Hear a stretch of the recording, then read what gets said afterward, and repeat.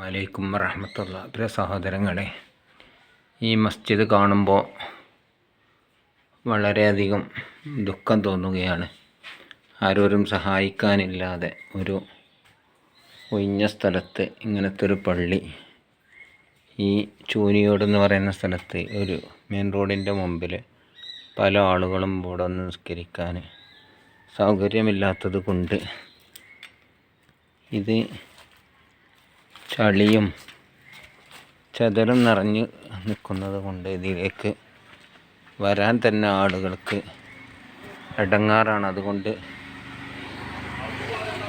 ആരെങ്കിലും ഇതിനെ സഹായിക്കാൻ ഉദ്ദേശിക്കുന്നുവെങ്കിൽ നിങ്ങൾക്ക് അത് ആഖിറത്തിലേക്കൊരു മുതൽക്കൂട്ടാകും.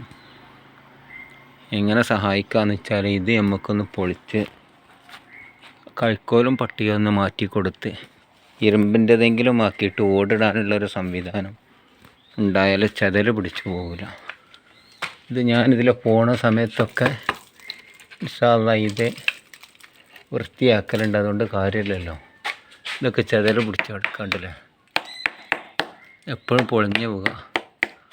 തെങ്ങിൻ്റെ കൈക്കോലായിരുന്നു ഇത്.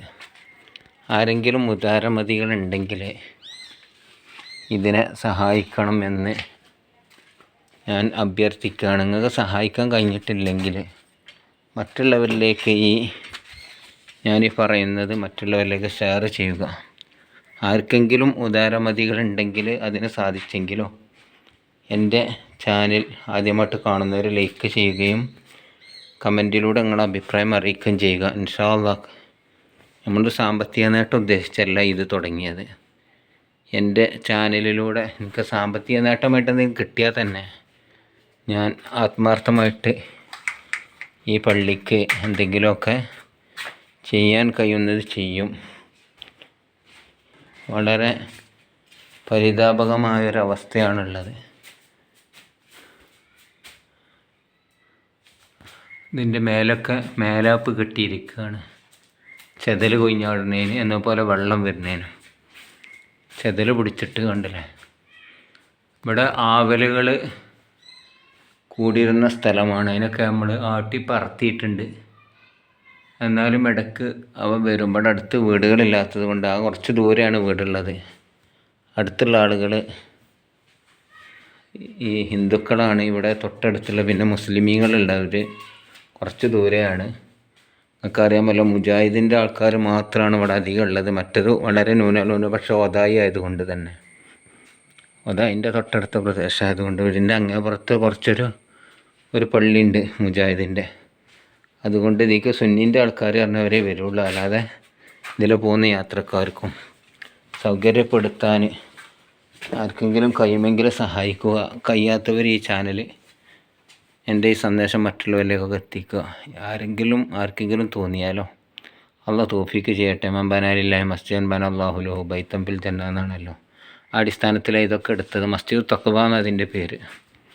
ആ തഖ്വയിൽ അധിഷ്ഠിതമായ പള്ളിയാണെങ്കിലും ഈ രൂപത്തിൽ പറയുമ്പോൾ വിഷമം തോന്നുന്നുണ്ട്. കണ്ടില്ല, ചെതൽ പിടിച്ചിട്ട്.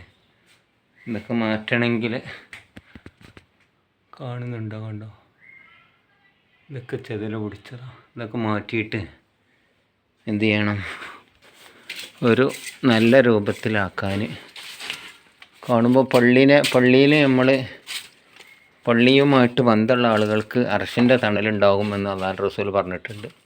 ആ അർശിൻ്റെ തണൽ കിട്ടുന്നവരിൽ അത് നമ്മൾ ഉൾപ്പെടുത്തണമെങ്കിൽ നമ്മളതിനെ അധ്വാനിക്കണം. ഇതുകൊണ്ട് ചെതൽ പിടിച്ചിട്ട് എത്രയില്ല തട്ടിയാൽ പിന്നെയും വരും. കാരണം എന്താ ഇതിൻ്റെ അവസ്ഥ, തട്ടില്ല എന്ന് വിചാരിക്കുക. കണ്ടില്ല, ഈ ഭാഗമൊക്കെ ആയത് ചെതൽ പിടിച്ചിട്ട്. എത്രയൊക്കെ ഉള്ളതിനെ പറ്റി പറയാൻ. ഉദാരമതികളെ സഹായം പ്രതീക്ഷിച്ചുകൊണ്ട് ഒരു സാധുവായ പള്ളി അരീക്കോടുന്ന് ഒതായ റൂട്ടിൽ വേഴക്കോട് കഴിഞ്ഞ് ചൂനിയോട് എന്ന് പറയുന്ന സ്ഥലത്ത് ഒരു ചെറിയ നിസ്കാര പള്ളിയാണിത്. എല്ലാവരിലേക്കും ശ്രദ്ധയിലുണ്ടാവട്ടെ. നിങ്ങളെല്ലാവരിലേക്കും ഇത് ഷെയർ ചെയ്യുക. അസ്സലാമു അലൈക്കും.